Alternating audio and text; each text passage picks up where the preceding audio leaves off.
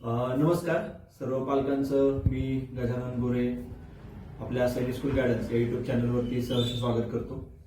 बऱ्याच दिवसांपासून पालकांमध्ये खूप संभ्रम होता किंवा बऱ्याच दिवसांपासून पालकांना सैनिक स्कूल एंट्रन्स एक्झाम, कारण आरएबीची एक्झाम सुद्धा झालेली होती आणि सैनिक स्कूलचे अजूनही फॉर्म आलेले नव्हते, ऑनलाईन काहीच दिसत नव्हतं आणि बऱ्याचशा अशा काही मार्केटिंगची वेबसाईट्स असतात त्याच्यावरती पालकांना खूप वेगवेगळ्या प्रकारच्या डेट्स मिळत होत्या. पण मी आतापर्यंत कुठलाही त्या प्रमाणात व्हिडिओ केला नव्हता, कारण त्याच्या मागचं हेच कारण होतं की संभ्रमात पालकांना टाकणं फार चुकीचं असतं किंवा चुकीची माहिती पालकांपर्यंत पोहोचणं हे सुद्धा चुकीचं असतं. त्यामुळे मी त्याच्याबद्दल कधी व्हिडिओ बनवला नाही. पण आज ज्यावेळी आपल्या हातामध्ये सैनिक स्कूलच्या एक्झामचे इन्फॉर्मेशन बुलेटिन आलेलं आहे. आता ह्या वर्षी खूप एक्झामला लेट झालेला आहे.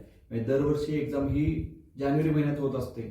त्याचे फॉर्म आपल्या ऑक्टोबर नोव्हेंबरमध्येच येतात, कारण त्यांना 20-25 दिवस लागतात फॉर्म सगळे करण्यासाठी, जी प्रोसेस करण्यासाठी. त्यानंतर ॲडमिट कार्डची प्रोसेस असते, ते सगळं करण्यासाठी टाइम टेकिंग प्रोसेस असते ती.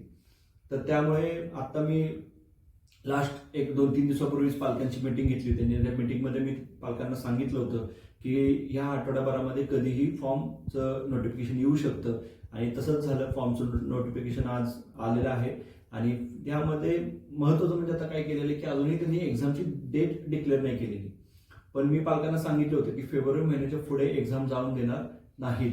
फेब्रुवारी महिन्यामध्येच एक्झाम होतील, कदाचित थोडं लेट होईल, कारण सेम प्रोसेस ही कोविडच्या काळामध्ये झाली होती. कोविडमध्ये सुद्धा एक्झाम जानेवारीमध्ये व्हायची, ती फेबमध्ये झाली, पण फेब्रुवारीच्या पुढं एक्झाम ते जाऊन देत नाहीत, कारण पुढची ऍडमिशन प्रोसेस असेल, मेडिकल्स असतील मुलांचे, त्यामुळे खूप लेट होतो आणि जुलैमध्ये स्कूल चालू करायचं असतं. ह्या सगळ्या गोष्टी मी पालकांना ऑलरेडी कळवलेल्या होत्या आणि त्याप्रमाणेच घडलेलं आहे. इन्फॉर्मेशन बुलेटिन तुम्हाला स्क्रीनवरती बघायला मिळेल की काय आहे आणि त्याची जी लिंक असेल, वेबसाईटची लिंक आणि त्याची पीडीएफची लिंक तुम्हाला डिस्क्रिप्शन बॉक्समध्ये बघायला मिळेल. आता यामध्ये त्यांनी आपल्याला जे काय दिलेलं आहे तर त्यामध्ये एज क्रायटेरिया मुलांचं काय आहे, तर 10 ते 12 वर्ष वय हे 31/3/2025 पर्यंत 10 ते 12 वर्ष वय पाहिजे. म्हणजे एज क्रायटेरिया येत असताना हा 1 एप्रिल 2013 ते 31 मार्च 2015 हा 6वी साठी आहे. 6वीला मुलं आणि मुली दोघांनाही आहे. 9वीला मुलांसाठी होतं मागच्या वर्षीपर्यंत, पण मागच्या वर्षी मुलींसाठी सुद्धा आता 9वीला चालू झालेले, त्यामुळे 9वीला सुद्धा मुली आता इलिजिबल झालेल्या आहेत. गेल्या वर्षी सुद्धा मुलींचं चांगलं सिलेक्शन झालेले आहेत. तर जो 9वीसाठी जो क्रायटेरिया आहे तो जवळजवळ 13 ते 15 वर्षाची मुलं 9वीसाठी घेतली जातात. म्हणजे 1 एप्रिल 2010 ते 31 मार्च 2012 हा एज क्रायटेरिया 9वीचा आहे. तर त्या पद्धतीनं पालकांनी चेक करायचंय की बाबा आपला विद्यार्थी त्या एज क्रायटेरियामध्ये येतोय का. एज क्रायटेरियाचे पण डिस्क्रिप्शन बॉक्समध्ये तुम्हाला एज क्रायटेरिया काय आहे तो पण मिळून जाईल. त्याचबरोबर त्यांनी ह्या वर्षी एक्झाम्स फी ज्या आहेत त्या लास्ट इयरपेक्षा वाढवलेल्या आहेत.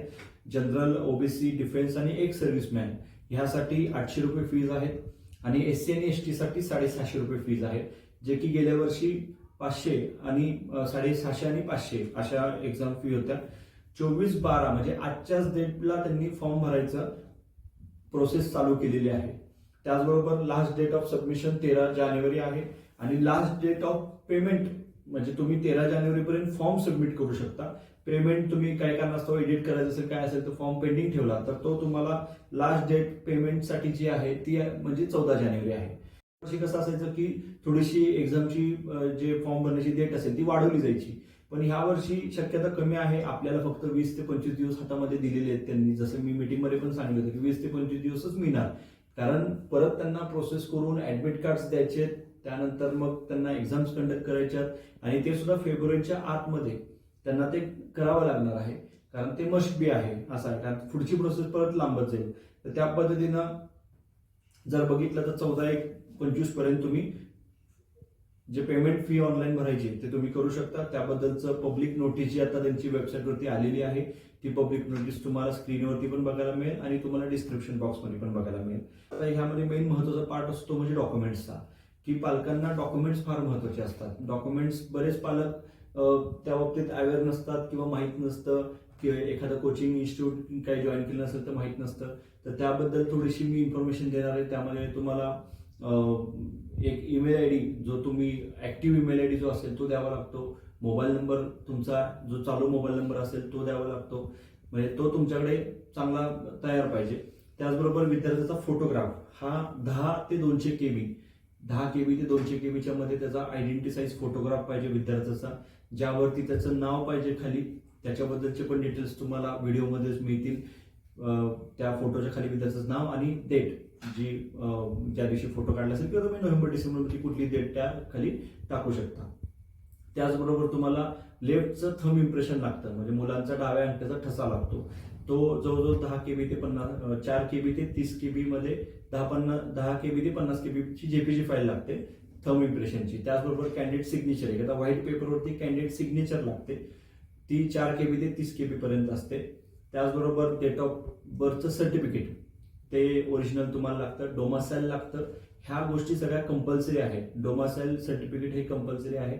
जर आपण ओबीसी मध्ये, SC मध्ये, ST मध्ये कोण पालक येत असतील तर त्यांच्यासाठी कास्ट सर्टिफिकेट जे स्टेटचं पण लागतं आणि सेंट्रलचं पण लागतं, दोन्ही कास्ट सर्टिफिकेट्स लागतात.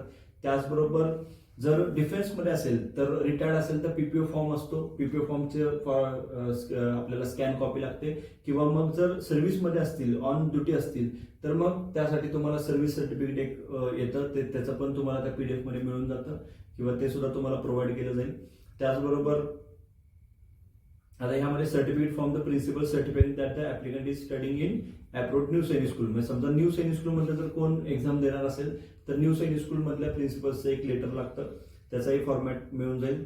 अशा पद्धतीनं तुम्हाला आणि हे जे काही PDFs म्हणजे जे काही सर्टिफिकेट्स मी तुम्हाला सांगितले, कास्ट सर्टिफिकेट असेल किंवा डोमासाईल असेल, तर ह्याची जी साईज आहे ती 50 KB ते 300 KB पाहिजे. त्यामुळे अशा प्रकारचे डॉक्युमेंट्स तुम्हाला कलेक्ट करून ठेवायला लागतील. फॉर्म आता आजपासून भरायला सुरुवात झालेली आहे. फॉर्म भरत असताना खूप काळजीपूर्वक फॉर्म भरावे लागतात. विद्यार्थ्याची जन्मतारीख असेल, विद्यार्थ्याचं नाव असेल, नावाचं स्पेलिंग असेल, आधार कार्ड, त्याचबरोबर ह्याच्यावरती बर्थ सर्टिफिकेट जे स्पेलिंग असेल ते सगळं स्पेलिंग सेम पाहिजे. त्यामध्ये थोडी मिस्टेक पण नाही चालत, त्यामुळे पुढे जाऊन त्याचा त्रास होऊ शकतो. त्यामुळे पालकांनी शक्यतो ह्या गोष्टी बारकाईने बघायच्या. फॉर्म कसा भरायचा किंवा लाईव्ह फॉर्म तुम्हाला एक भरून दाखवला जाईल, त्याचा पण व्हिडिओ तुमच्यापर्यंत पोहोचवला जाईल. त्यामुळे कुठल्याही पालकांनी फॉर्म भरायची घाई करू नका. आपल्याला 13 जानेवारी पर्यंत वेळ मिळालेला आहे फॉर्म भरायचा. आणि अशा प्रकारच्या व्हिडिओजसाठी किंवा इन्फॉर्मेशन्स, ट्रू फॅक्ट, ज्या खऱ्या इन्फॉर्मेशन्स असतात, ह्यासाठी तुम्ही आपला सैनिक स्कूल गायडन्सचा YouTube चॅनल लाईक करा, सबस्क्राईब करा, जास्तीत जास्त पालकांपर्यंत हा व्हिडिओ पोहोचवा, जेणेकरून संभ्रम निर्माण होणार नाही. आणि मी इथेच थांबतो. धन्यवाद.